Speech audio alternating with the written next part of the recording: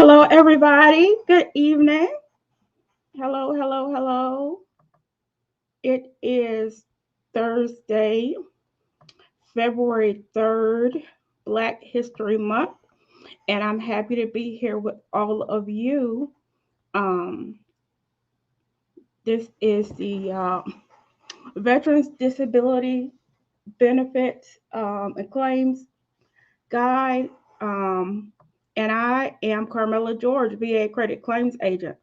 I come on monthly and take live questions from veterans, spouses, dependents about topics surrounding veterans law, and I love doing it. I love being here with you all. It lights my fire again every time I do it, and I'm looking forward to being given accurate and informative information tonight. But I'm not alone tonight, and I'm so happy to have my dear friend with me, Miss Leah Buckle. Hi. She is a physician assistant certified. Leah, go ahead and introduce yourself. Hey guys. Let me minimize my screen. I was sharing on my page too. Um, my name is Leah Buckles. I am a U.S. Army veteran, physician assistant, and former CMP examiner. I assist veterans quite frequently with independent medical opinions, often referred to as nexus letters, related to their VA disability claims. Awesome. Leah's not giving herself enough credit. She's pretty darn awesome. She's helped. She's a veteran herself, which rocks. And then she's helped a lot of veterans win a lot of claims. So, with the necessary medical evidence, with claims they could prove, and that were appropriate. And Mhm. so, we're going to hop right into it. Just y'all go ahead and tell me where you're from. Let's see how far and wide we are tonight. Let's see. Tacoma, Washington. Oh, that's your name. Gotcha. Where y'all from tonight? All the way from Oregon, across the U.S. I don't know if I told y'all, but I'm located in Jacksonville, North Carolina, uh, heart of Camp Lejeune, um, the military Marine Corps base. And I'm from here, born and raised here, left for college, grad school, came back, and I love it here. So coastal North Carolina is my home. And I believe Leah is located in Texas. That is correct. I'm in Bernie, Texas, which is right next to San Antonio. So I'm actually from Florida, but as a military medical person in the Army, we spend most of our time, this is the hub for military medicine. So I fell in love with San Antonio, being stationed here numerous times over the years. So we are actually, it's crazy because it's like ice storm and all this kind of craziness right now up here. So Oh wow. we're having all kinds of Wow, issues. wow, wow. Forgive me. I am trying out some new fancy things tonight. So y'all work with me as I go through. Oh, I'm getting better at this as I go along. I And like I what you know did y'all there. are I don't I know know what you did. y'all are willing to work with me. So we got Oregon in the house. Let's see where else we got. Washington, the state of Washington, I'm assuming. It's only 5 o'clock over there, isn't it? 5 p.m. It's still early for y'all. It's 8 p.m. here. Y'all just getting off of work. Spring Hill, I'm assuming that's Maryland. Hey, Carmela, God bless you from Southwest Georgia. Georgia, didn't they just win the championship? Louisville, Kentucky here. They've been in the news for something. I can't remember what. Didn't they fire a coach, basketball coach? I don't know. I sometimes watch the Today Show in the morning, but other than that, I don't really Mm-hmm. turn my TV on too much. I got too much to do. Cincinnati, Ohio, Indianapolis, and I said that all wrong. Dominican Republic, wow. Maryland, Dallas, over there by Leah, Yeah. Georgia, Phoenix, wow. New York, it always amazes me just the breadth of what these Facebook groups can do. I'm in a lot of Facebook groups, Mm-hmm. and it just amazes me to see how far. I was looking at our group, the Insights, the other day, and we have a lot of people from Texas. Like a good majority of the group is from Texas, Mm-hmm. different parts of Texas, not like San Antonio, Dallas, Fort Worth, but a good chunk of people are from Texas and North Carolina. Mm-hmm. So I just thought that was pretty interesting.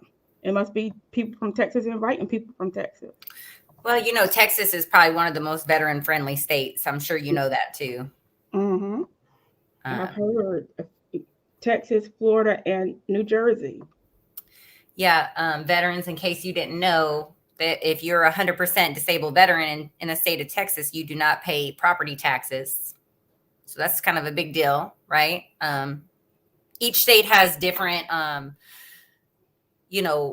laws on their property tax exemptions. Sometimes it's based on percentage. Sometimes it's based on you got to, if you're not 100%, you don't get any. I think New Jersey is like that. If you're not 100%, you don't get anything.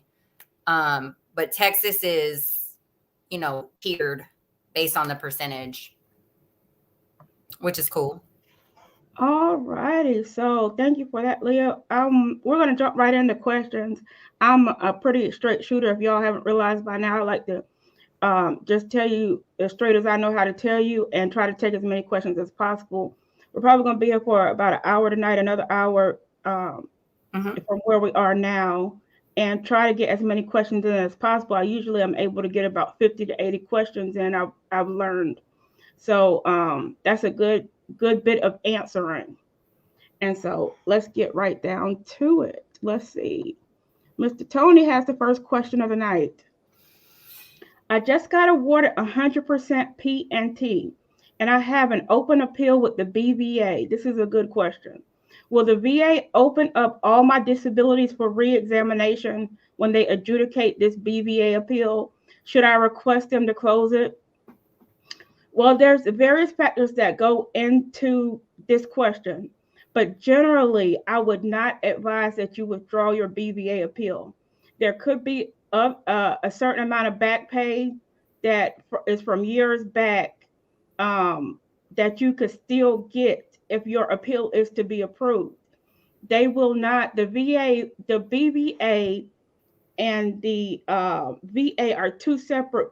The BVA and the VBA, Veterans Benefit Administration, are two different sort of branches of the VA, and so they don't necessarily interact. They're not different branches, different divisions maybe.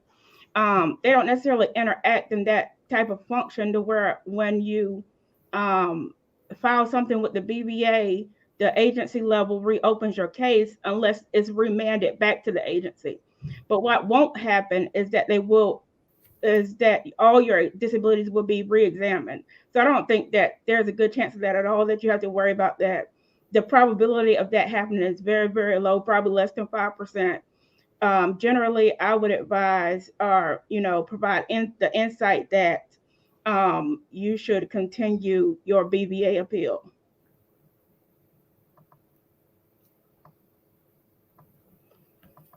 Okay, how come I am able to get a copy of my CMP exam from regional office, but not VSO, who has BBMS access that is much closer to where I live? That is a very good question, and that is a matter of your VSO's policy. The Veterans Benefit Administration, when they vet you, when you're accredited, they vet you, do a background check. Beyond the background check you had to do when you got accredited, you have to get fingerprints again, and all that good stuff. And when you get access, there is no limit to what. Well, you need to be generally reasonable with the information and pretty smart about security and privacy and that type of thing. But they don't limit representatives giving the veterans information. That is a organization policy, your VSO's policy. And I would not agree with that policy. Veterans need access to their information, and they need it in a timely manner in order to be able to make the best decision for their claims and appeals. That's my firm belief. So when anytime my clients ask me to give them information, I get it to them fast. I send Leah files all the time for letters. So, if it were me, I might try to look for a new VSO. That would be a deal breaker. I wouldn't be driving 2 hours away when somebody 15 minutes away could give it to me and they choose not to. That's just me, though.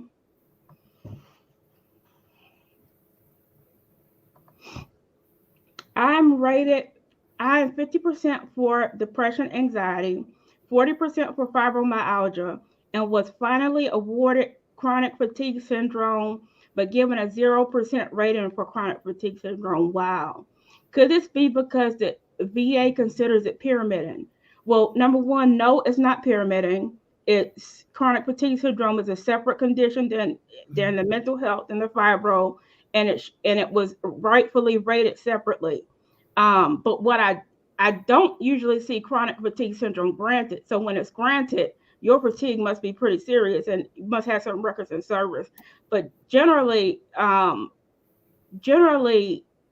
see chronic fatigue syndrome rated at 40 or 60, I believe. So given a 0% rating for chronic fatigue, it's pretty strange to me. I'm not sure how that happened. And if you're not 100%, you might want to look into an increase for that. That would be my advice. My insight, rather. I'm not giving legal nor medical advice. I have to make that disclaimer, but that would be my insight into the situation based on the information that you told me. You have anything there, Leah?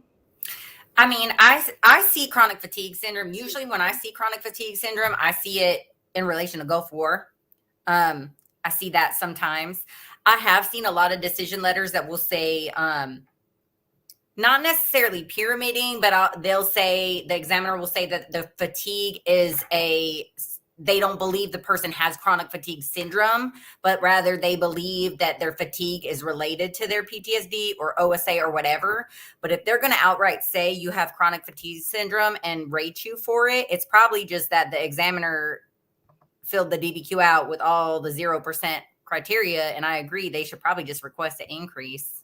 Yeah, or you could get a private provider to provide a DBQ and submit a supplemental claim. That would hold your date. It might cost you a little bit of money, though, if your provider won't do it for free, but it would hold your date and get you a back pay back to the date you were awarded if you're still within a year of that award. Or, of course, you could ask for a higher level review of the evaluation, or you could take it to the Board of Veterans Appeals. You have options.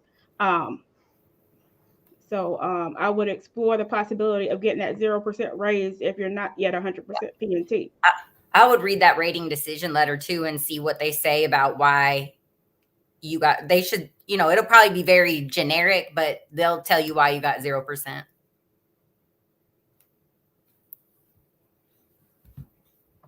Yes, they will. They always give the reasons and basis. Sometimes it's not explained very well, but they try. Hello all. Question about migraines. If you have migraines documented in your records along with meds, do you still need a journal? The journal is not necessary, never necessary for a migraines claim, but it is helpful. And so I would still encourage you to do one. I like to see them for at least 2 to 3 months. That's the general. I think that provides enough evidence for the physician. There's lots of mobile apps and technology type stuff you can do these things on now to keep the journal, to track your migraine, to tell all about your pain, anything you're going through. Really, you can find an app for. Leah, what do you see in migraine documentation? I think migraine journals are helpful. What I actually tend to see veterans have the most issues with is when they're trying to get that jump from 30 to 50% and they talk about economic and adaptability or whatever. And that is one where I think it's always important for people to have, if you have a letter from your boss that says how much time you've had to miss, or if you have taken FMLA leave, or if you have some time stubs that say you took sick leave, maybe some doctor's notes with it. That's where I see people have like a lot of issues, is when they're trying to say, well, I have more than 2 a month. Well, okay, that's the 30, you're going to get 30% for that. But when you try to jump to that 50%, you have to show that you've had economic impact. Now, I'm not talking about unemployability. I'm just talking about you've had economic impact. You have got to show some kind of objective, not just because you say, right? That's what I see a lot it of. in some way affects your ability to work and make a living and function financially and that type of thing. So that jump from 30 to 50 for migraines is pretty steep when it comes to CMP, actual CMP examiners marking the boxes needed. So this question's for you, Leah. Ms. Buckles. As a former CMP examiner, how much weight is given to private DBQ and independent medical opinion versus a contracted examiner's opinion and rationale? That's a really great question. And there's several different answers, right? And I bet Carmela will agree with me that there's so many factors that go into it, right? So one of them is who is your rater, right? You could flip a coin and see who is your rater and, what is their attitude about, let's say it's sleep apnea, right? I've heard some raters just will flat out not approve it as a secondary just on their own. They just won't, right? So I think who is your rater and who is your examiner is a big part of it. I've seen a lot of times where they'll say, no matter how good the medical opinion is from the outside provider and how terrible the one is from the CMP exam, I've seen them say that they're going to give more probative value to that CMP examiner, especially if your outside person doesn't have your C-file. That's one of the things. Secondarily, I have on the flip side seen things where they got a bad CMP exam and they've said they gave more probative value to, let's say, my opinion because it was more thorough, right? So it really just depends on that, in my opinion, on that rater and what their interpretation of the medical evidence is and if they're having a bad day. Yeah, I would certainly agree that the rater has a ton of discretion at the agency level, the first level of VA. The rater has a ton of discretion when it comes to how much weight to afford each piece of evidence. What the veterans law says is that every piece of evidence presented must be afforded is what's the word? It's there's a term it's not coming to mind right now. It's probative, it's proper probative weight. And they decide how much. Some things are heavier than others. Some things are lighter than others. They decide what gets the most attention, basically. And so it boils down to who's looking at your claim, how well they're trained, if they're pro-vet or not, if they have some other ideology. I mean, there's a whole lot of factors that go into veterans' claims. And there are real human beings. This is not computers making a decision, not yet. I hear they're trying to do that. But this is real human beings with real feelings and personalities and beliefs making the decisions. And I think also, like, on the flip side, your private opinion might be terrible, right? So, I read one time from a cardiologist that said somebody's some crazy structural cardiac disease was related to Gulf War, right? So like just because the person is going to write a letter, if it doesn't make sense from like a medical legal standpoint, like it's not going to hold a lot of value either, right? Right. I mean, I let the Boise Regional Office have it earlier today, about 10, 11 o'clock this morning, because the examiner, the CMP examiner, not a nexus opinion, not a private opinion, said about my veteran client twice in two opinions. They went back and asked her to clarify and say again that his PTSD was aggravated by his tinnitus. Tinnitus, some people call it. And they denied the claim, saying that he didn't verify the stress and all this kind of stuff. Well, it's an aggravation claim. Oh, that's not necessary. But when you first think about it, it might not seem like tinnitus and PTSD correlate.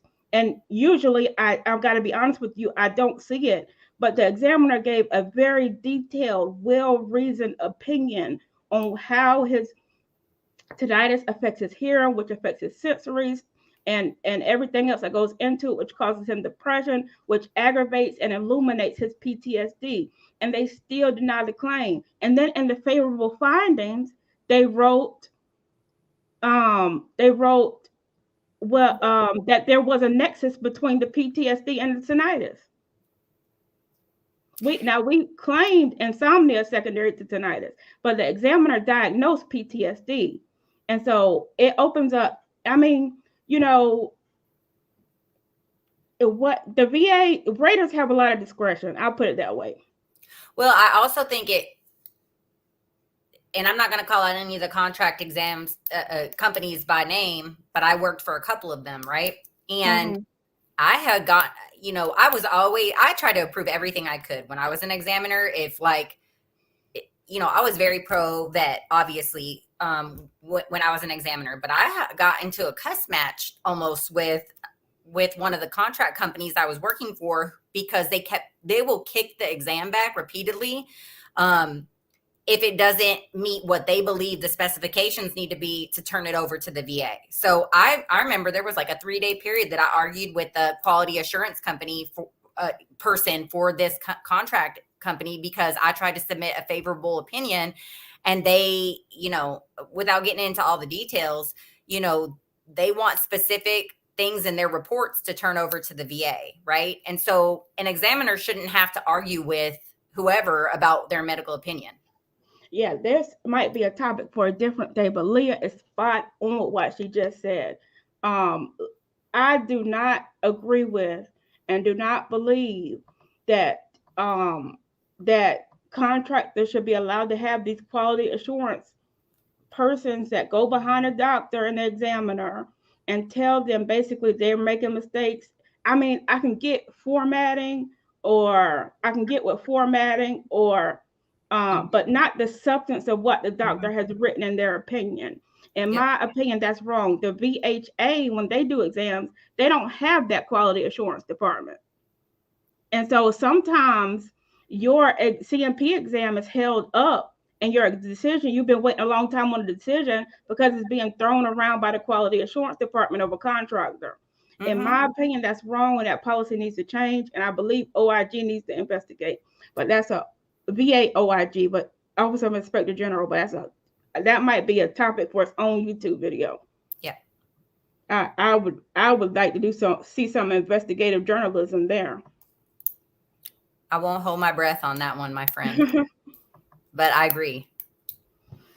What's up, everyone? Is it normal to get SMC for loss of use of organ, but not compensable for hysterectomy? Thanks to both of you. I think that's a normal occurrence. Not that your hysterectomy should be zero. You should definitely look into the rating schedule and see if you qualify for a higher rating. If so, either take one of the appeal routes or put in for an increase. But that's not abnormal. Yeah, I'm looking at it right now. What are the ratings for hysterectomy? 30, 50? It's one of these things where they'll give you 100% like right after the surgery. I don't know. I'm looking at CCK right now. I'd have to look into the, actual. Yeah, I think the highest I've seen is 50 for outside attempt surgery. Yeah, that's what it says. 100% for 3 months after removal, 50% thereafter. So I don't know why she would be zero, but right. I think if part of the uterus was taken out or something like that, it's the uterus I'm talking about, right, Leah? You have to help me. Well, hold up. So hysterectomy is the 150. Now, if it's just the uterus, because you got to remember, they can leave your fallopian they can leave like your ovaries. So that wouldn't, if they take your ovaries out, that's like a total hysterectomy. But if they leave them, then it's not considered total. And then I think if it's just the uterus, it's 100 and then 30. Gotcha. I don't know. We'd have to look at it some more. Right. I like to be able to give accurate information. So if I don't know it, I don't like to delve in it too deep. Sorry. So, but I generally, no, you're fine. But generally, I was talking about myself, but generally, I don't think that's abnormal what happened. You might just need to put in for increase. Mm-hmm. It's all about what the examiner wrote.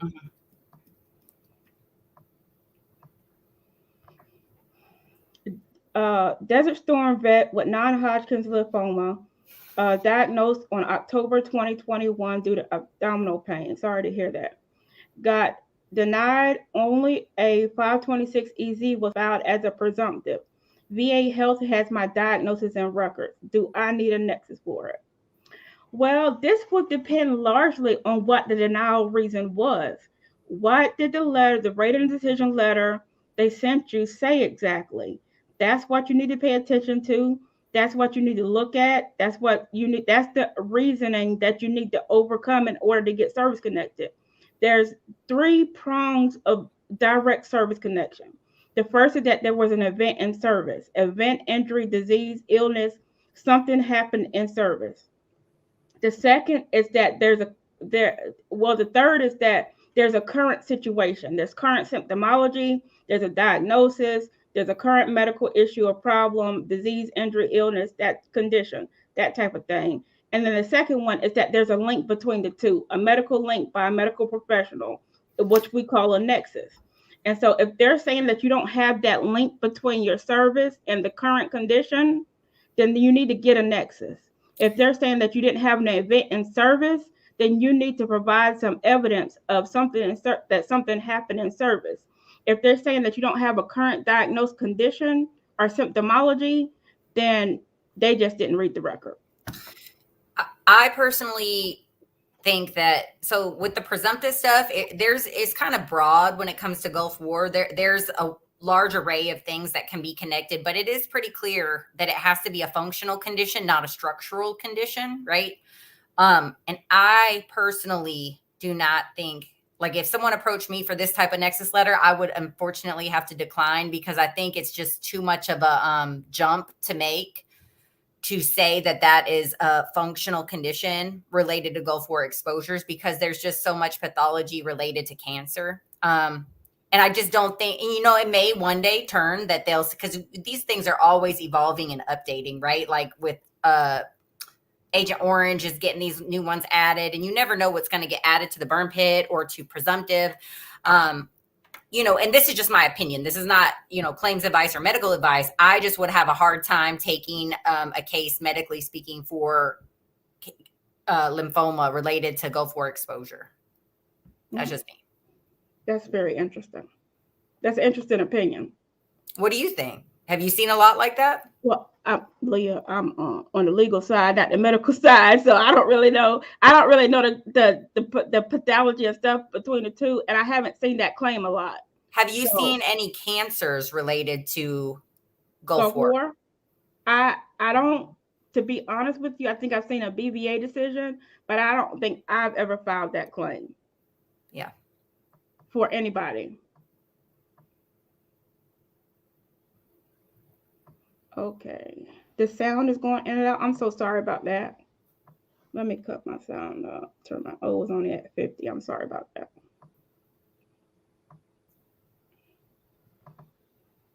Question. After the Gulf War and burn pit exams, got the nexus letter with diagnosis from VA, can those be used to file claims? Or is a nexus letter also required? Thanks, from Guam. Hi, Guam. I'm probably headed out there soon. I've been invited to do some training of VA reps out there, and I'm really excited about it. If send me a message, and I don't know how big Guam is or anything like that. I know very little about Guam, except it's way out far, and it's a long plane ride, and it's expensive to travel to. Mm-hmm. But I'll be out there training some VSOs sometime this year. So shoot me a message, and maybe we could get together or something like that. But that's besides the point. I tend to ramble sometimes. But okay, after the Gulf War and burn pit exams, yes, that should be sufficient evidence to file a claim. The Gulf and got letters and diagnosis from the VA.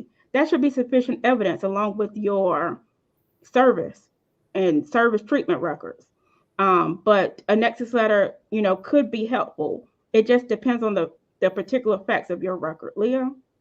I think a good personal statement is important. what I do help people with these at times, but 99.9% it's because they've been denied. And most of the time why they were denied is because the VA will say that it was diagnosed after 10 years.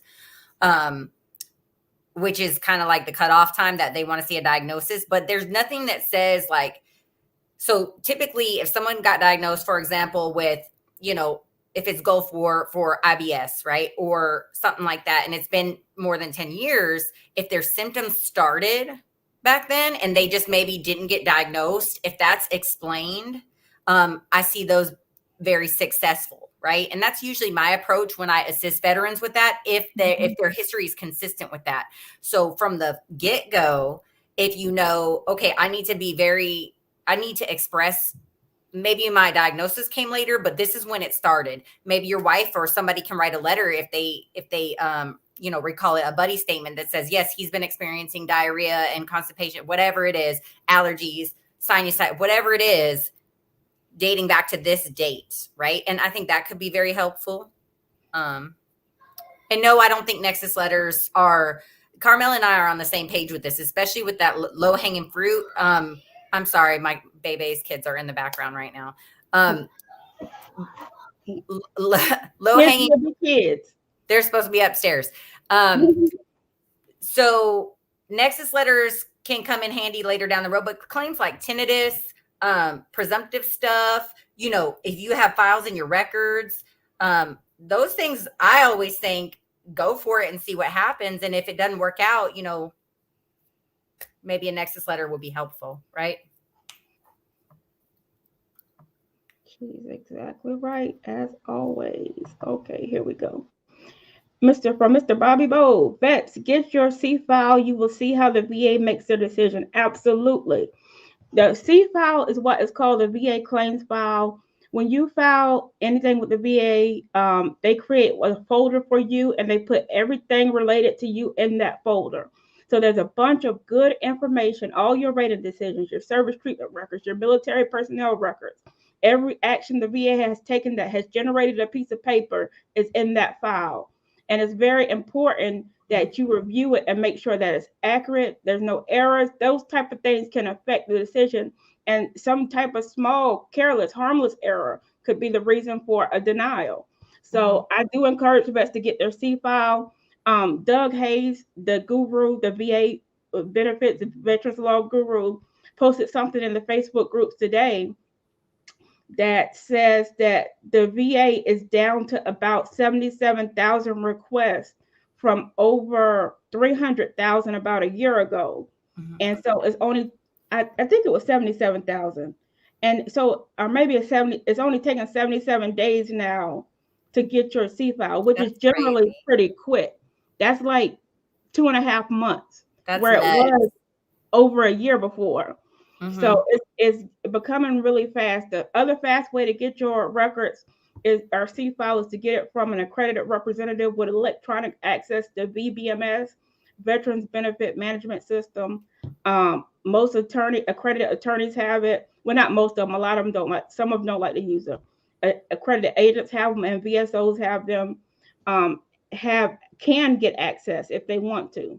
So if they have it, they can give you your records. They might have an organizational policy that says they don't, but they can give it to you. So I encourage every veteran to get their C file, fill up the VA with FOIA requests, Freedom of Information Act, get your file, make informed decisions about your claim, know what the examiner said about you, and win your claims.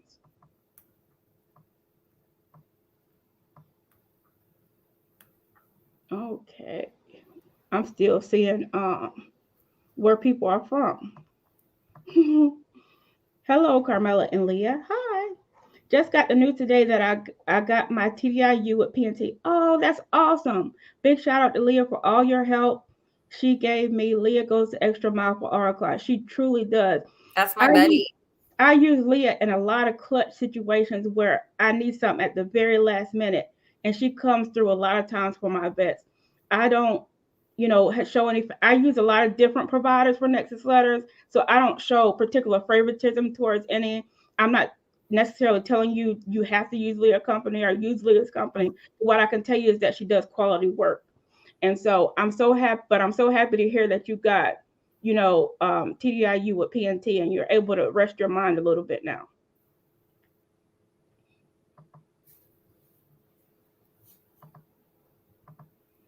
San Jose, California. Leah helped me get SMCS. Oh, awesome. That's another one of my buddies there. Thanks for the feedback, friend. Yeah, we got a lot of YouTube family tonight. Just got a Nexus letter from Leah. Thank you, Leah. Lincoln, newly, a lot of promo tonight, Leah. Lincoln, I know. Newly diagnosed sleep apnea as secondary condition to my 0% allergic rhinitis. I see that a whole lot. That's a pretty solid claim. 2 days after submitting my claim, I got a call for a QTC appointment. Do I have to go to that or can I just submit my claim? So this is a very good question. And it lies in your judgment, your gut feeling, and what you want to do.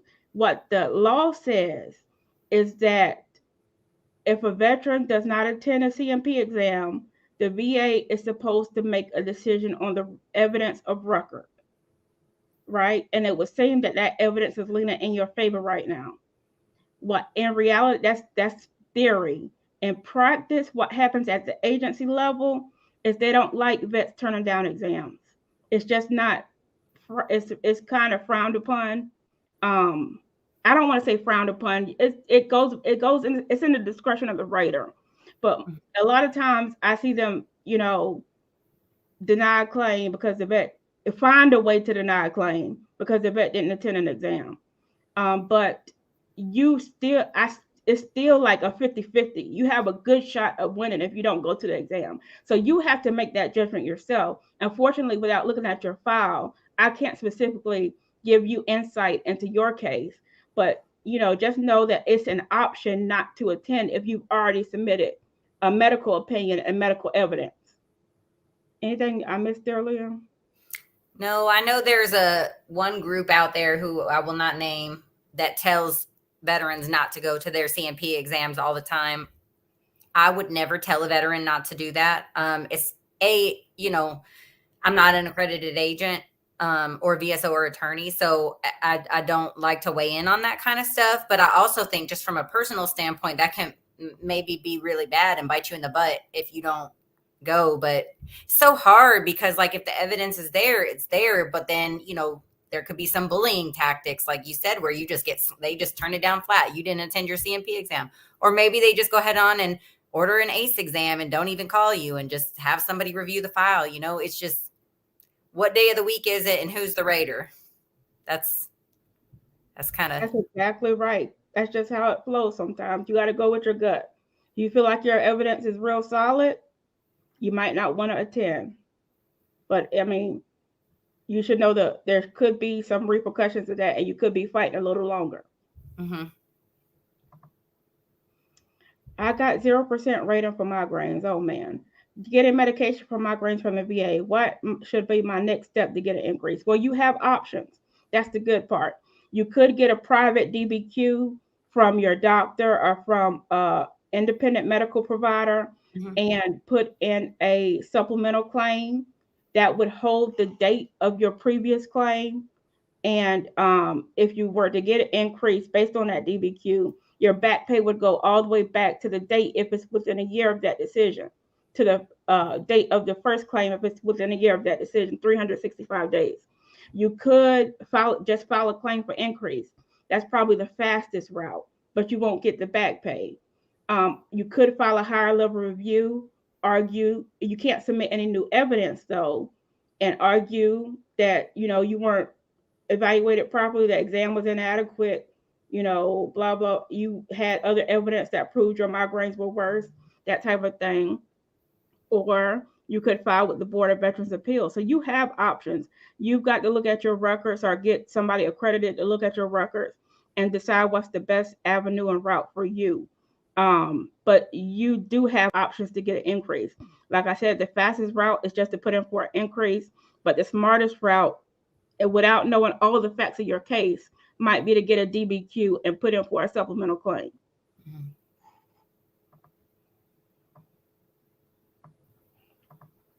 What does favorable finding mean?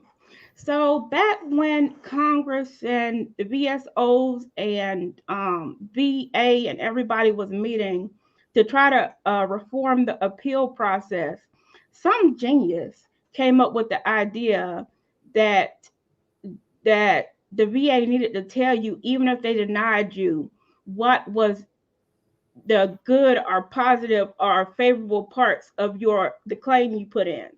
Mhm. Those things favorable findings are supposed to be sticky. They're supposed to stick with the claim once they're made, and they can only be overturned according to the manual, the procedure manual, VA's procedure manual, by clear and unmistakable error. I don't think the VA at the agency level abides by that too much. I see them overturning favorable findings way too much with little evidence, and so they're not as sticky as they should be. But they're supposed to be parts of your claim that are carried over from claim to claim that are positive for you. I hope I'm explaining this well.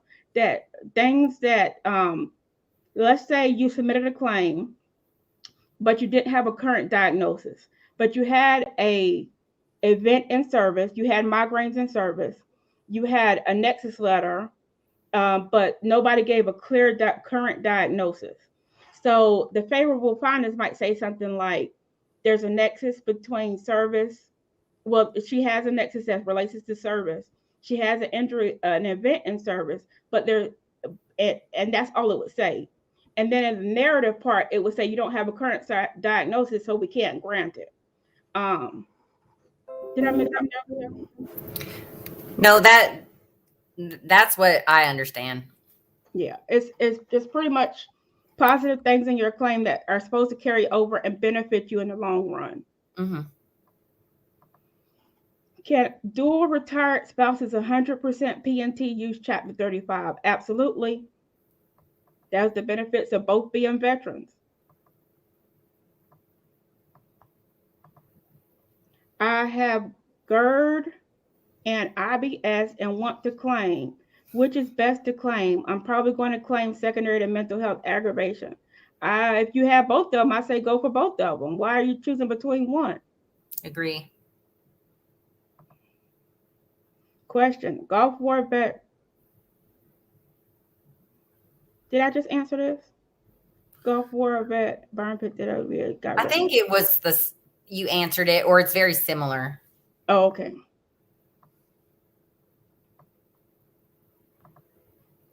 Hey Leah, does Heather still work for you? I will need a Nexus rebutted for OSA. Can you still help? Heather wrote the Nexus. So Heather Call is wonderful. We love her. She is a part of our organization. I would recommend that you just reach out to her via email if you still have her email, and she'll take a look at your decision letter with you. And, typically we're very thorough in our medical opinions. So if there's something, most of the time, especially these days, because we've been doing it so long, most of the times when we see something in there, it's really more administrative. But if there's something medical to add, we will always do so at no charge, right? But a lot of times, for example, if it's like a sleep apnea case and we talk about, the relationship to asthma and weight gain as an intermediate step, the VA, they may opine and give a negative feedback on the asthma portion, but completely ignore the weight gain as an intermediate step. And at that point, it's like, well, they haven't really properly addressed all the components of the first letter we wrote. And so you might want to do a high level review with whoever's helping you to get them to address the entire contention. Because if they're not addressing everything we wrote, even if I went back and said, hey, we wrote that there was weight gain as an intermediate step, you ignored it, they could very well say this is not new and relevant material evidence because it was submitted the last time. So it's like you have to hold them to the fire. And then half the dang time, not half the time, but at least a couple times a month, I'll look at those decision letters in the evidence section, and they won't even have the dang on Nexus letter listed. And then, so they didn't even include it in the evidence. So I would say just email Heather. She'll take a look at everything. And we have some things that will, checkpoints that we look at and see if there's something we can do to help you. And if not, we always encourage using accredited agents and attorneys regardless, or VSOs. And we'll kind of look at that. So hope that answers your question. And I'm sorry for your denial. Good evening. What happens if VA deferred your claim? Thanks.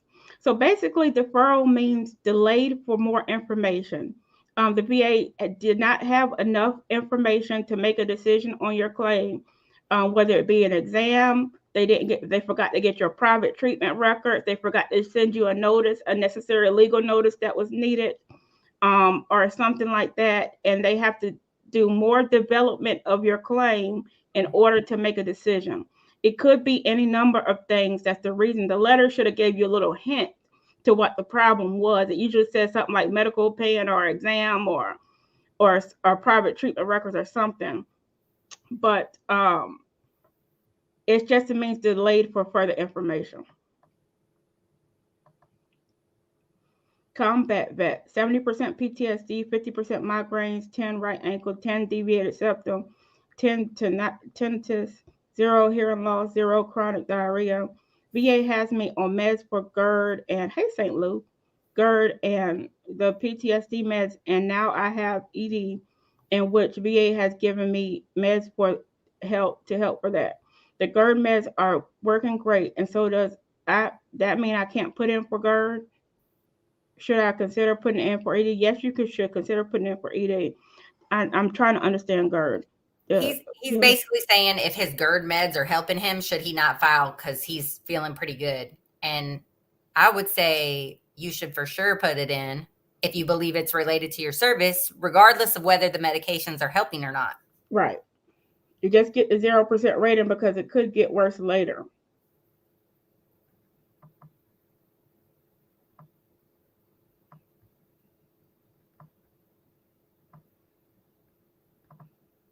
What all can I claim secondary to tinnitus? That would depend on what disabilities you actually have.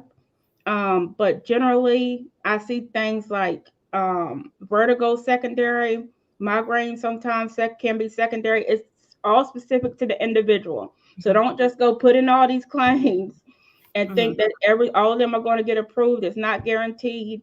There's nothing in medical literature that says your specific disabilities cause this specific tinnitus causes migraines for you. You're not going to be able to turn in a paper like that unless you get a nexus letter. So I see insomnia. I don't really like. I'm just going to put it out there that I don't really like the sleep apnea connection. I've seen somebody in the Facebook group I started recently posted that they got it connected with the nexus letter. That's great. I'm happy that they were able to do that, but it's a terribly difficult claim. It just is. And you're pretty much trying to pick a needle out of a haystack in terms of getting a CMP examiner that's going to agree. So there's other routes you can go, but I don't know how I got on sleep apnea from this question. But Leah? Don't even get me started on that one because you know how I feel about it. And I get in fights with people all the time, and it's like, I personally don't think that is legitimate either. I know there are veterans that say they have been approved, and Doug has even said it to me before. If a Raider's having a cocktail at lunch and they come back and they're having a good day, they might approve anything, right? But I have personally never seen somebody get approved for that unless a mental health condition is like in the middle, right? The mental health conditions related to the tinnitus. And then, I know that there are a couple people out there that have had it, but for the one person maybe that had it, I see 1,000 people get denied. And I cannot reconcile in my head how somebody's ringing in their ears causes a collapse of the upper airway. I just can't. And so I've been asked to write that hundreds of times, and I have never once done it, and I never will, right? Because I just think it's I don't think it's good. I think it's just difficult and challenging. I think veterans are going to get their hopes up in a system that's already difficult, and it's just does not make medical sense to me. I mean, right. There's 2 roads in the woods. One is easier. Take the easier route. That's my insight on that. Carmela, that's me. What verbiage does a VA need to see in an employer's letter statement of protected work environment? Whoo, that's quite a question. What would you have looked for when granted 100% mental health rating in these employer statements? Thank you. Okay, so you're asking two very different questions. Let me answer your first question. What verbiage does the VA need to see in an employer letter of statement of protected work environment? If you are TDIU and you are not have not had it for 20 years and you're trying to hold a job, you're putting yourself in a very, very dangerous position because the VA has never actually defined a protected work environment and what marginal, well, protected work environment is defined, but they never have defined substantially gainful employment and marginal employment clearly for the veteran where every rater can interpret it the same way. So it's left up to the person who reviews its discretion completely, and they have no guidance on it, and they usually just opt to reduce your TDIU because they don't know what marginal work is or protected work. It's not like Social Security disability where it's very clear what that. Well, not that it's clear what it is, but that it's clear. It's clearer than it is with the VA. Mhm.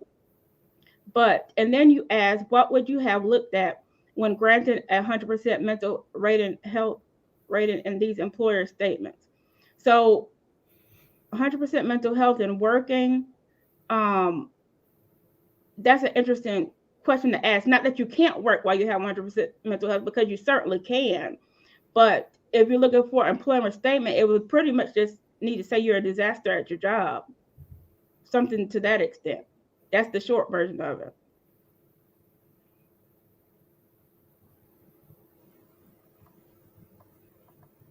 I was just diagnosed with migraines and want to claim migraine secondary to anxiety. How long should I wait to file because I know I need to have a migraine log?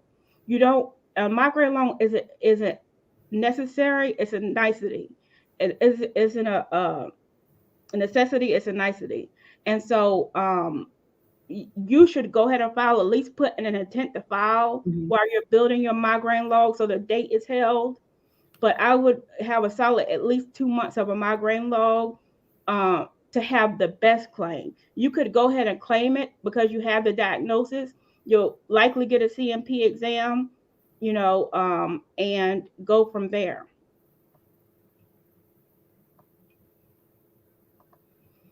What does compensation issue mean? It could mean any number of things. That's one of those internal notes that sometimes pop up on va.gov, and it just confuses the heck out of the veteran. But it could mean they're working on any number of things. They could be working on an audit, getting your make you didn't get paid all your back pay and getting it straightened out. It could be something they're looking at like severance, paying you having to pay your severance back and eligibility for VA benefits. They Mhm. could be looking at paying your attorney or your agent a fee. I mean, there's all types of things that compensation issue could mean. They could be ordering an exam, and so it's not. That's no. There's no clarity in that status. I have been denied for PTSD 3 times. I'm sorry. Favorable findings on the last denial letter says I was diagnosed with depression and severe anxiety. Should I file for that or appeal the PTSD? I would like for you to look at my situation. What do I need to do to use your services? Well, I just started taking new clients on the first. I'll just put it out there, and boy, am I slammed. Um, they start Veterans started calling me at midnight on the first from around the world. And so it's been a nice few days. I did not sleep last night working, but so I'm slammed, but I will, try to help you if I can. And so that does not, I mean, don't look at my services. It just means that, I'm a little slammed this week. But tomorrow's Friday, praise the Lord. And so look, my website is listed here, veteransdisabilityclaims.com. Look that up and you'll find everything you need to know about me and my services. But um, it's dependent on the facts in your record. The thing about the difference between pursuing PTSD and pursuing depression and severe anxiety is that the law holds PTSD to a different standard than other mental health ratings. It has to be generally based on fear or some type of stressor, trauma, mm-hmm. yeah, and a stressor, and it the other mental health conditions just don't have that standard. So that makes them a little bit easier to get if you had a record in service. And so I would just have to look at the facts of your case, your specific case, and advise you from there.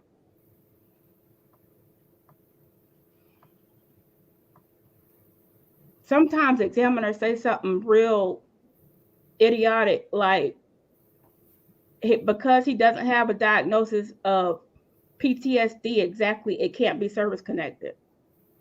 Well, he has depression and anxiety, and you could have just service connected that. You know what I mean? I was just awarded 70% for PTSD, TBI, and 50% for migraine headaches. What would I need to do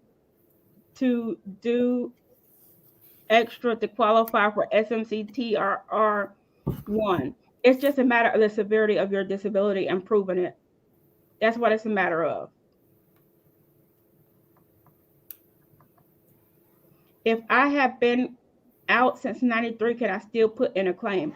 Absolutely. Go on va.gov tonight, either put in your claim if you know how to do it, or file an intent to file. Call the VA. They're open. Oh, they're about to close in a minute here. They close at 9 p.m. Eastern during the week. But they have a 24-hour hotline now, but I don't know if they do intent to files. But put in an intent to file tonight. If you can't find another way to do it, get the paper form, direct upload it or fax it in. There's a million fax apps on the iPhones now, or scan apps where you can scan documents in. Get your intent to file in that will hold today's date for you, and you will get back paid from the day. While you're doing that, you can get your records. You can find a representative to help you if you don't know what you're doing and that type of thing. But the time frame that you've been out has little bearing on your ability to file a claim.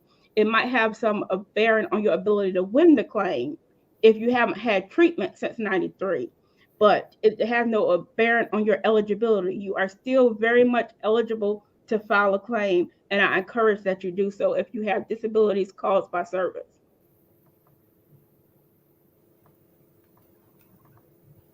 I've been denied 3 times for sleep apnea secondary to PTSD, even with the Nexus letter. Should I appeal or maybe try to get some buddy statements and speak? Thanks. Generally, an appeal is probably going to take you further than a buddy statement.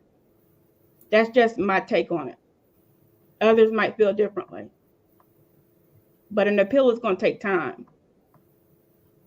What's the best way to dispute a claim if you don't agree with the decision? I was rated 10% for migraines, while my evidence clearly shows that I get them 2 to 3 times per week. Also, I was only rated 30% for SA while using a CPAP machine, which it was issued by the VA. So those sound like some very clear errors where you have clear evidence that proves contrary to what you were rated. And so in this case, based on only what you've told me, I would advise a higher level review.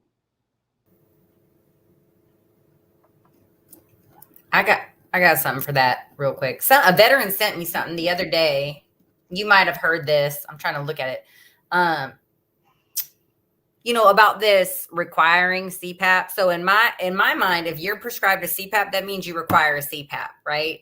But some veteran sent me this article that basically said that there are some, right, I don't know if it's raters or whoever's making these decisions, saying that if you don't have a medical doctor or someone saying it's medically necessary specifically, that they're, even with the CPAP, maybe some people are getting 30%. Have you seen that or not really? Me? Mm-hmm. I haven't seen that at all. So if they have the CPAP, they're not really getting that in the weeds. In my claims, my clients, I've never seen that particular issue. So it might be something new popping up. I have to forward this to you and yeah, I'm sure some rater has tried it. Yeah. There's some interesting ones out there. Right. Okay.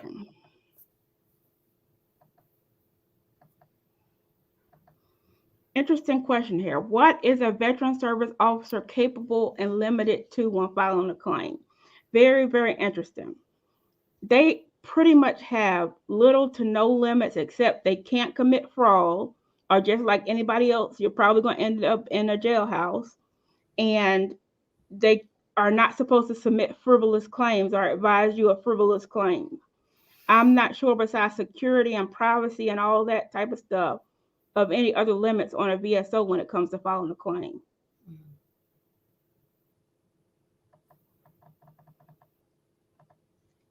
Same issue with VSO, waiting for FOIA, and he told me to get Nexus for.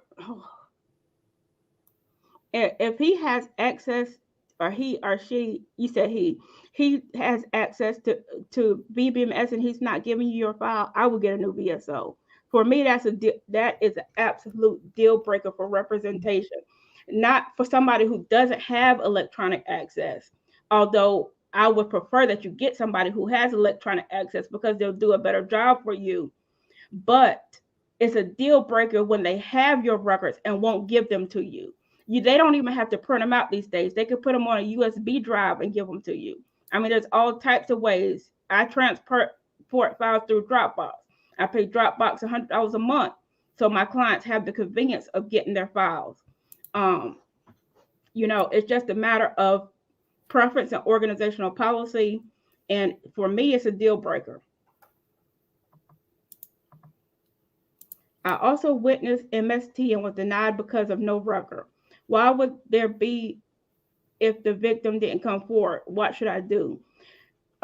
You might want to add some statements to your records or request a hearing at the regional office and tell your story. Get to sit down in front of somebody by video or in front of them and get them to listen to you.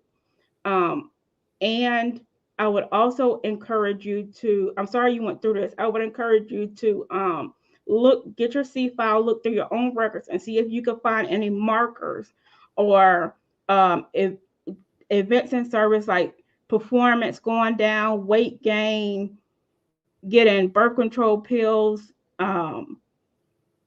STDs, anything that might marker of, you said you witnessed MST and the victim won't come forward. Is there anybody else that witnessed it? That's an interesting case. I would have to look more into your files, but if the witness won't come forward, it might be kind of difficult to pursue. Though it's always difficult when you did not directly experience an event. It's not difficult, but it gets a little tougher. Question. Gulf War veteran and burn pits. Did the VA exam, got the written letters diagnosis. Can I use that to file claims or still need a separate nexus? Already rated. These new ones would be chronic fatigue, allergic rhinitis, GERD, cardiac issue, pulmonary issues, and separate. Isn't allergic rhinitis a pulmonary issue? No, it is an upper respiratory issue, but I personally don't believe GERD meets that criteria. I've seen it go both ways on Gulf War presumptive, because most time I see them, 9 times out of 10, they say GERD is a structural condition, not a functional condition, and doesn't meet. Historically, I don't think GERD does very well, in my opinion. I don't think it meets the criteria, but what do you think? That's what I see all the time. I see them kick GERD out of Gulf War. Yeah. I see that one and migraines both. I've seen a couple approved of migraines. IBS is clearly related to. Oh yeah, I see IBS all the time. Gulf War syndrome, but GERD not so much. Mm-hmm. Yeah. So, can I use that to file the claims or get a separate nexus? You can use those exams to file a claim. You're just asking about filing, not winning.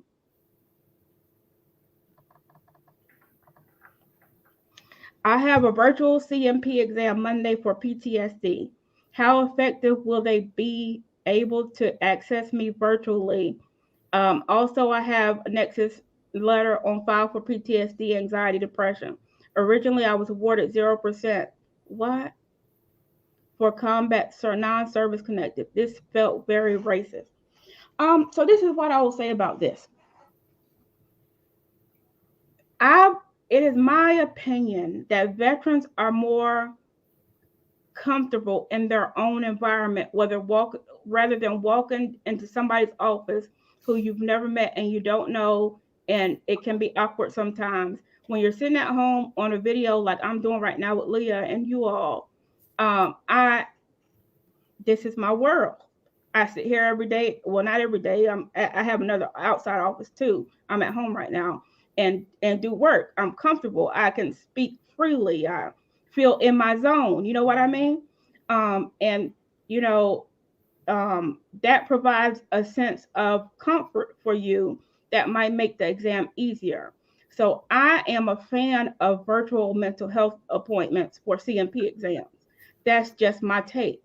What I will say about the 0%, I don't know all the details of the racism. I do believe racism is a thing and it exists and it can exist, and it exists in Veterans Benefit Administration disability claims.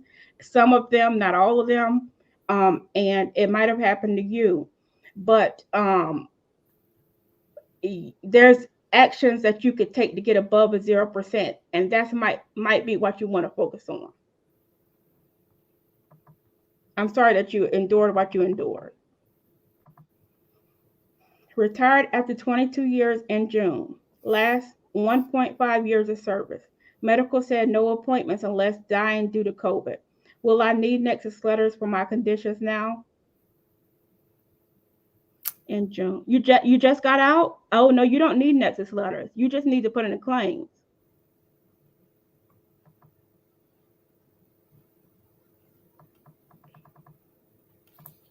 Thank you so much. Thank you so much. There I have been, if everybody might not know, I've been monetized on YouTube now, which means I can run ads and all that good stuff. But your donations help me pay for this equipment each month and get these graphics and that type of thing. It does not go in my pocket. This stuff, it costs money to do these type of things and to do it well. And so I aim to, I'm an achiever at most things that I do, and I don't want to be looking shabby or doing things. I try to put out quality, accurate, reasonable content, and your $10 will go far to help that occur. So thank you. And he's not paying me for a claim or anything like that. No consultation, no nothing. This is a donation toward this podcast and this show and that type of thing, just for the VA, because the VA is likely listening. And I'm accredited. All right. Can Gulf War presumptive sinusitis be a primary cause of obstructive sleep apnea? Primary cause of obstructive sleep apnea as a secondary? Can Gulf War? I see the claim all the time. Can Gulf War presumptive sinusitis be a primary cause of obstructive sleep apnea as a secondary? Or is it better to claim sleep apnea as secondary to PTSD?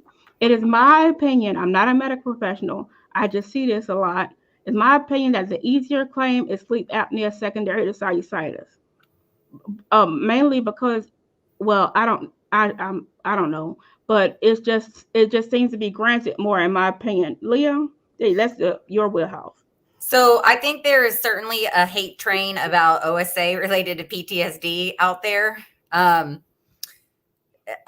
a lot of claims. I think it's just a very volatile one that I see. Now, from my standpoint, I get asked these types of questions all the time. From a medical expert standpoint, whether it is like on the outside or when I was a CMP examiner, it is very important to whoever's making the decision, right? If I'm writing a medical opinion or if I'm the competent examiner or whatever, we explore all theories of connection, because most of the time a condition is multifactorial, right? So you're going to have modifiable and non-modifiable risk factors, right? Being a male gender is a risk factor, right? Age, things like that are risk factors. So if I see somebody who has 3 or 4 different service-connected risk factors, let's say they've got sinusitis or allergies, they've got PTSD, they've got weight gain related to their PTSD and to their orthopedic conditions, they've got asthma, I'm going to do a mashup, and I'm going to just include all of that information to strengthen the opinion, because it should never be which one should I choose. Well, if they're both contributing, then they should both be mentioned, right? I don't know how you file it that way, but I don't know if you would go in, and maybe you could answer that, Carmela. Would they just file it under each condition, or would they just file it under one and hope that somebody on the other end has common sense to review the entire contention that they're putting on paper?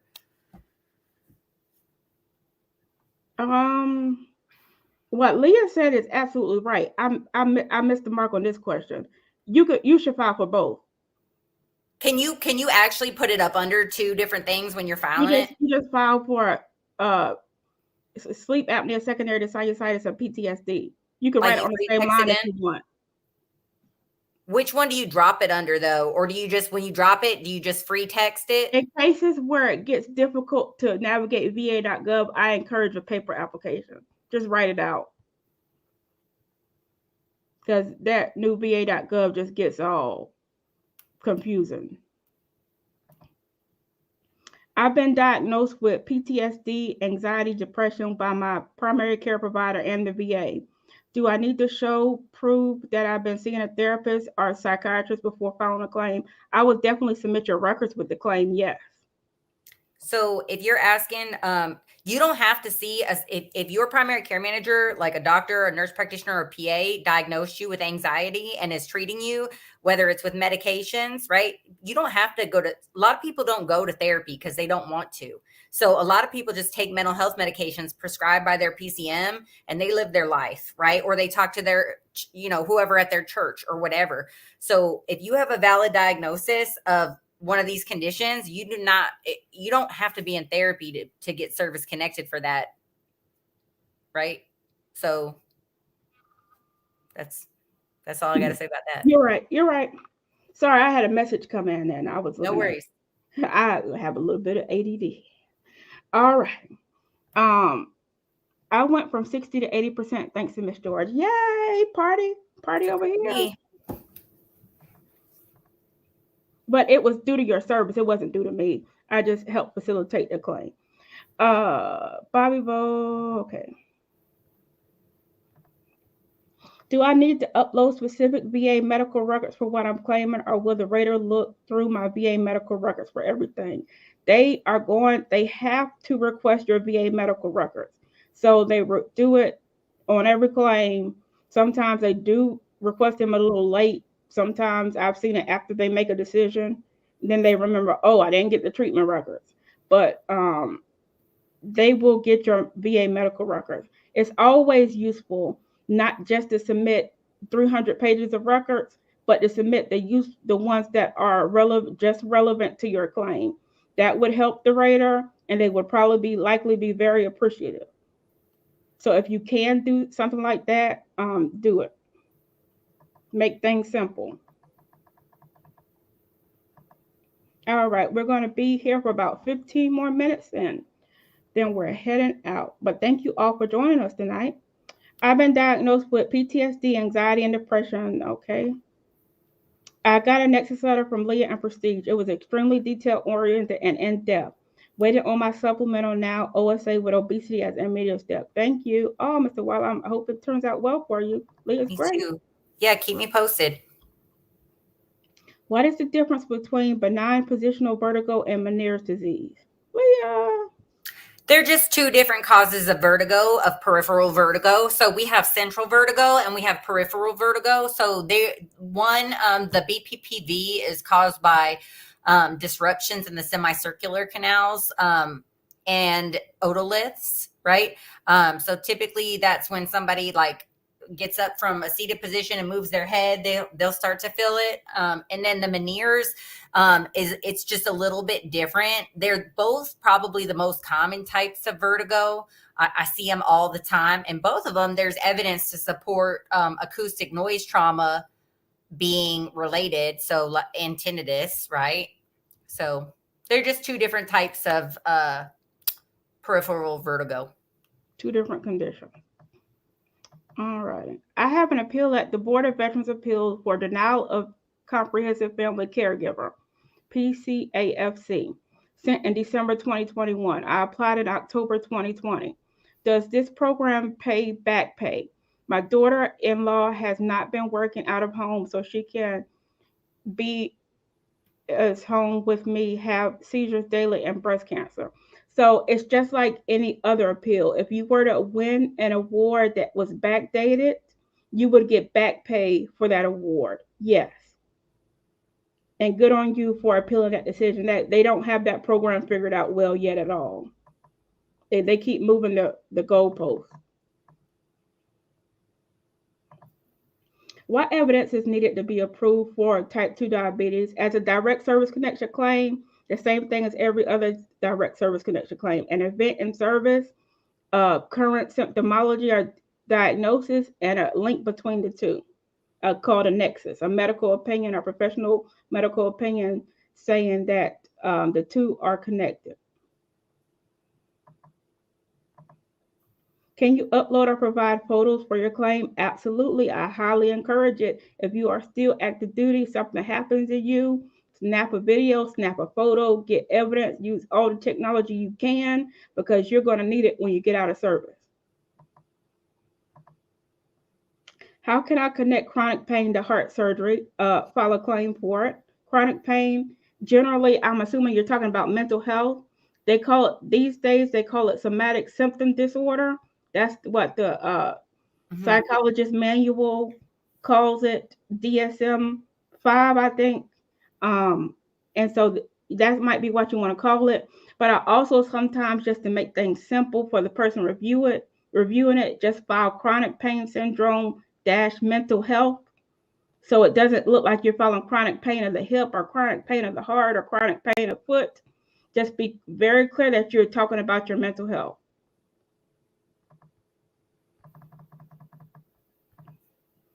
I filed a claim for my back after I was in an accident while in active duty.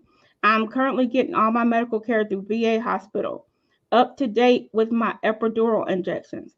After sending them all proof of the accident, all they do keep doing is denying, and they saying they found a favorable finding, degenerative disease. So I do claim that my degenerative disease was aggravated and is keeping me from my normal life. I walk with a cane due to my back problem.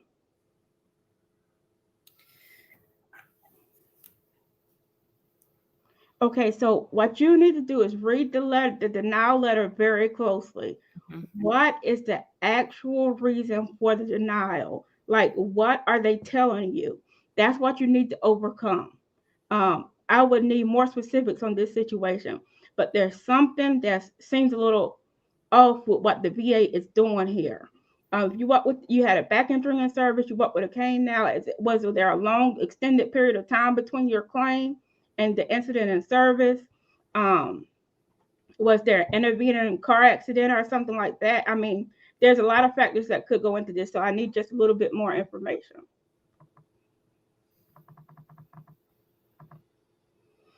Speaking of which, let's say you are service connected for tension headaches, but now you get migraines. Will the VA change your disability to reflect the new condition, or do you claim a new condition or request an increase of the old condition?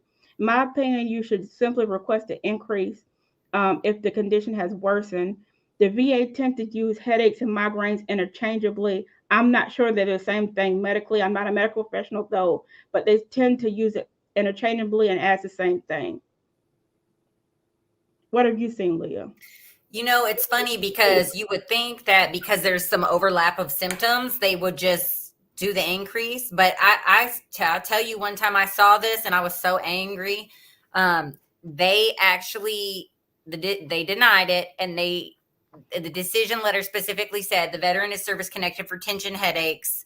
They are currently experiencing migraine headaches, which are not service connected. Therefore, they just denied the migraine straight out instead of just increasing the tension headaches. So if you look at it from like, if someone's being a stickler, it could go that way. Or if someone's using common sense, they could just say, oh, well, there's an overlap of symptoms. I don't ever give filing advice, but I would agree with Carmela that like just opening a claim for migraines is just surely to open up a big can of confusion. right? So I would, if it was me and it was my claim personally, I would just do an increase for the tension headaches and just, I would not word vomit a whole bunch about, well, what, it's this one or that one, or, I would just go in there and say, hey, my headaches are like this, right? Yeah, makes a very good point. A lot of people get caught up in a lot of words when it comes to specific medical diagnoses and conditions. And sometimes that can hinder you more than it can help you, but that's a video for a different day. Yep. Can one of you guys help me file? So this is actually a good question, because it gives me the chance to say that Leah and I do very different things. So Leah's on the medical side. She provides medical opinions, professional. She's a physician assistant certified. She provides medical opinions and medical evidence to help with a claim. She is not an accredited VA representative and does not provide legal advice or assistance with filing your claim, beyond giving you evidence that you can use for your claim. I, on the other hand, am accredited by the VA as a claims agent to prepare, present, and prosecute claims before the Department of Veterans Affairs. Absolutely love doing it. Been doing it for a while now.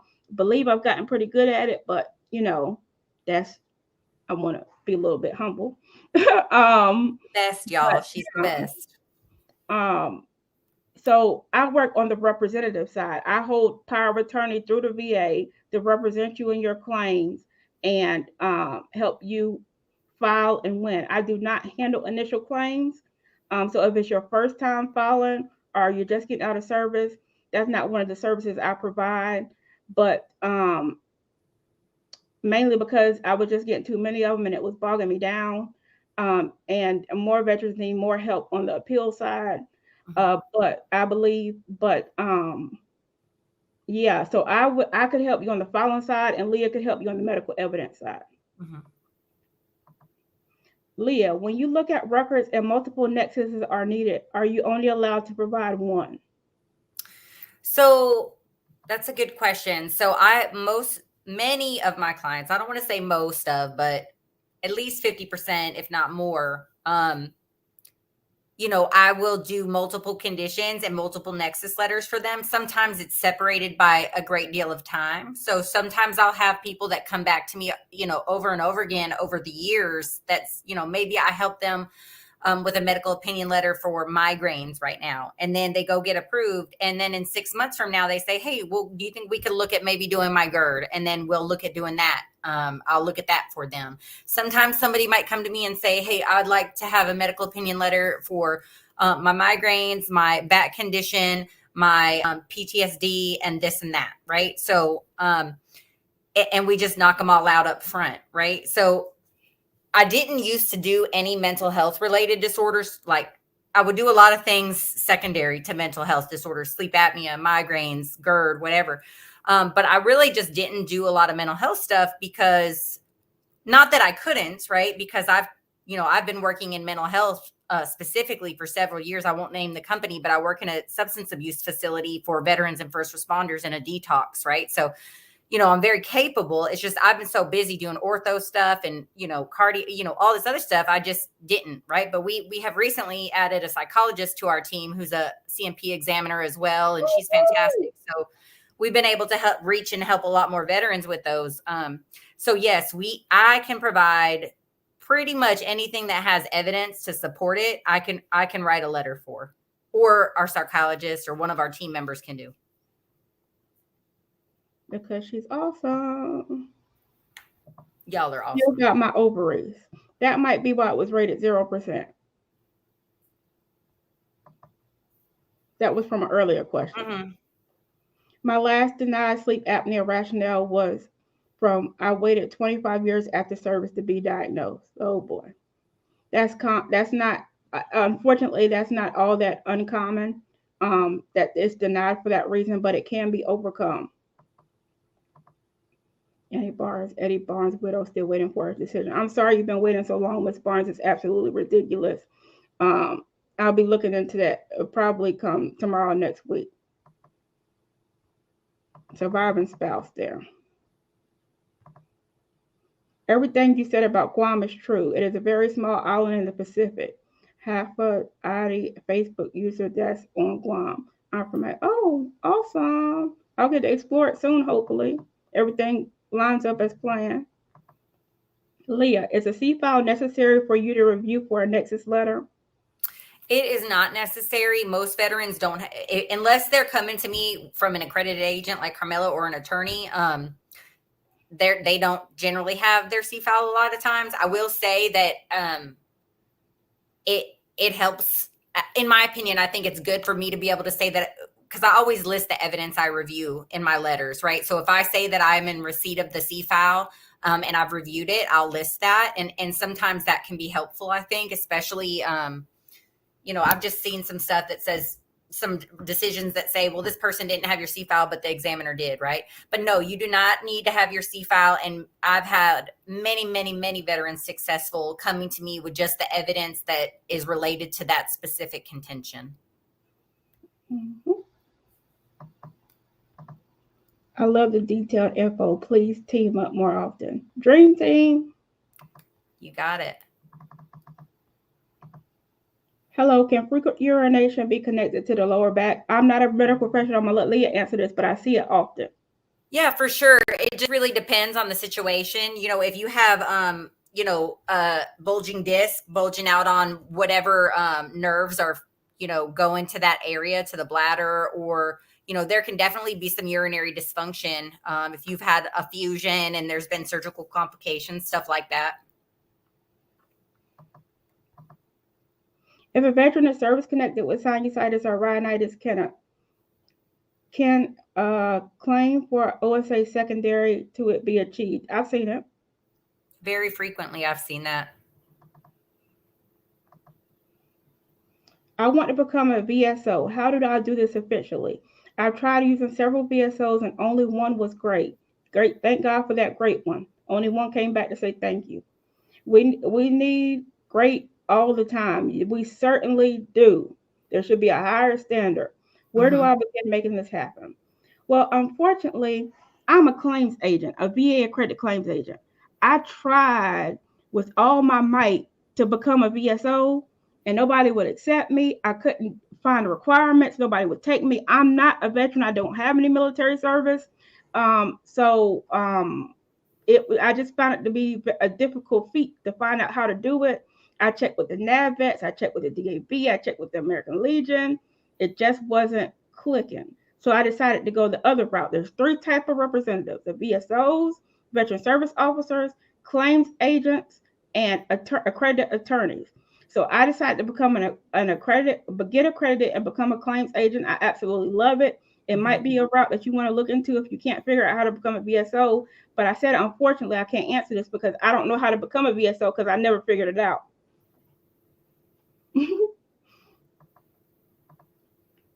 Why doesn't the VA send vets to real clinic with actual treatment, medical staff, and doctors instead of the fake ones, QTC, LHI, ETC? Are they afraid of the truth? Well, this is an interesting take because QTC, LHI, and VES are VA contractors. They are not there to treat you. They are only there to provide evidence for claims.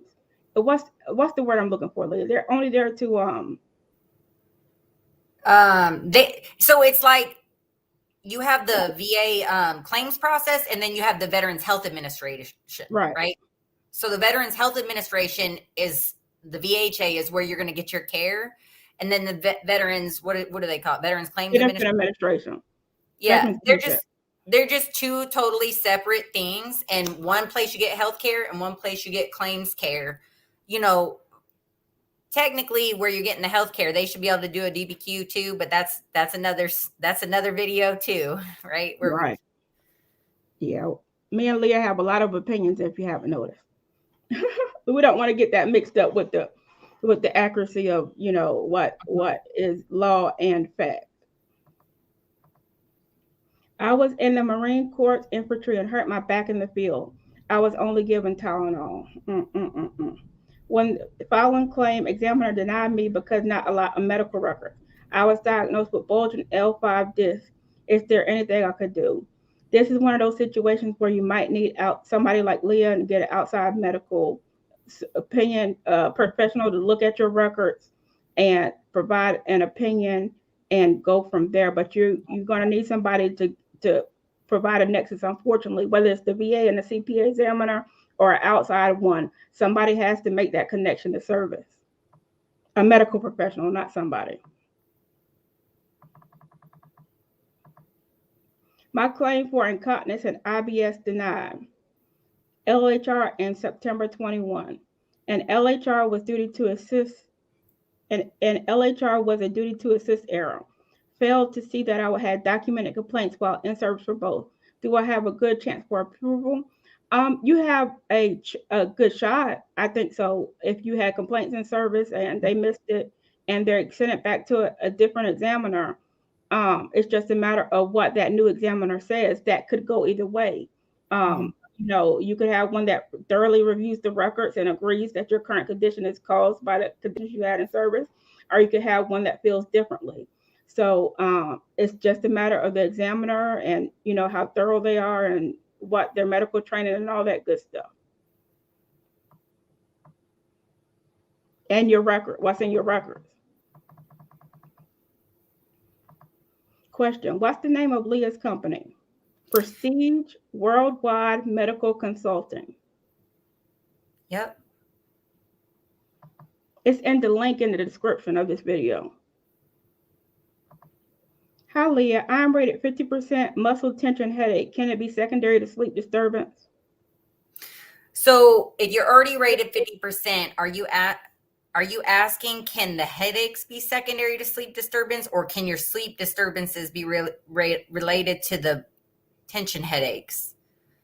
I don't know, but if you're asking, can your sleep disturbances be related to your tension headaches? It depends on what your sleep disturbances are. If it's insomnia and you wake up in the middle of the night with headaches, I would say very likely. If it's sleep apnea, I would say probably not.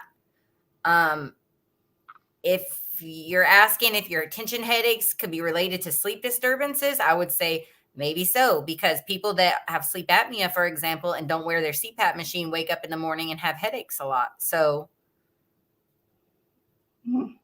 that's good. I was denied sinusitis, rhinitis. Decision letter stated no evidence of diagnosis or treatment. My STR has several entries of URI and sinuses. Favorable finding, I met the presumptive for Gulf War thoughts. All that means is that they did not find a current diagnosis or current symptomology that is of record. What I would encourage you to do is go to the doctor, complain of the condition, get it documented, submit those documents with a supplemental claim, and you might find a different result. What does duty to maximize mean and how does it work? So the VA has duty to maximize your benefits. The law says that the veteran is to be afforded every benefit under the law that they are due, while, and it also says this, clause B, while protecting the interest of the government. And so the VA has a duty to grant you everything that the evidence shows that you should be granted at the highest level that it shows you should be granted it at. That's basically what that means. And that's in every claim at all times. That's no guarantee. That does not mean they're actually going to do it. That's in theory, a lot of times not in practice. And it does not mean that every claim has to be granted the highest rating. It just means that if you meet the criteria for the highest rating, they should grant it. There should be no question. All right, just a couple more minutes here. Hi, can somatic symptom disorder be secondary to chronic migraines? Leah? Yes, if it applies. Yep. Is it possible to do sleep apnea to musculoskeletal pains, or would it be better to file under sleep disturbance? Service treatment record notes of hip pain, walking, service-connected bilateral hips. Also, service-connected 20, I don't know what the service. Talking about the AC joint in the shoulder. Oh, okay.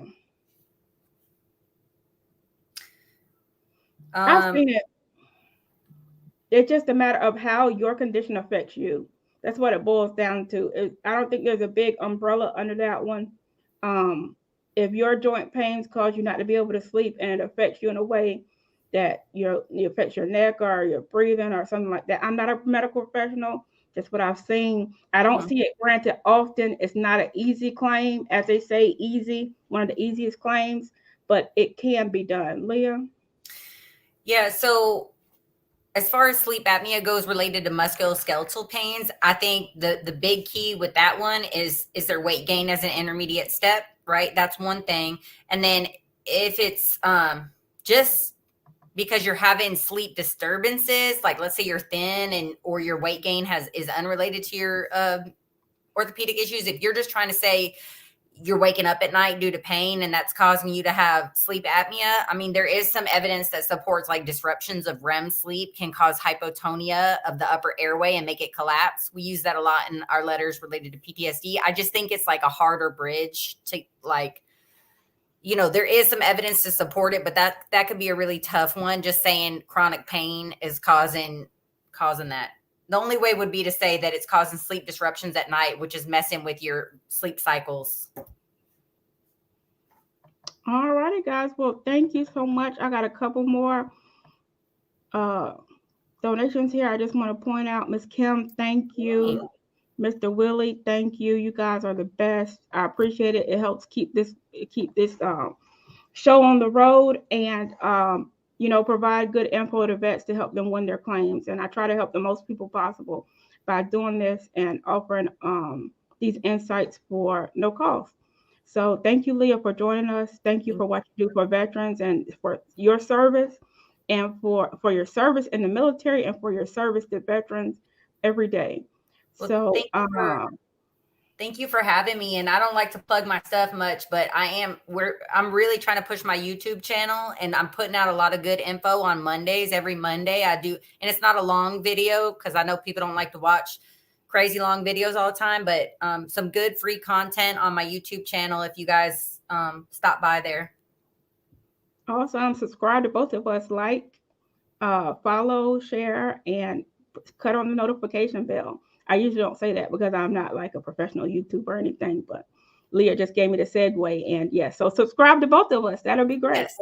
Y'all, thank you for watching and thank you for your service. And I wish you the best in your claims. Take care. Thanks so much.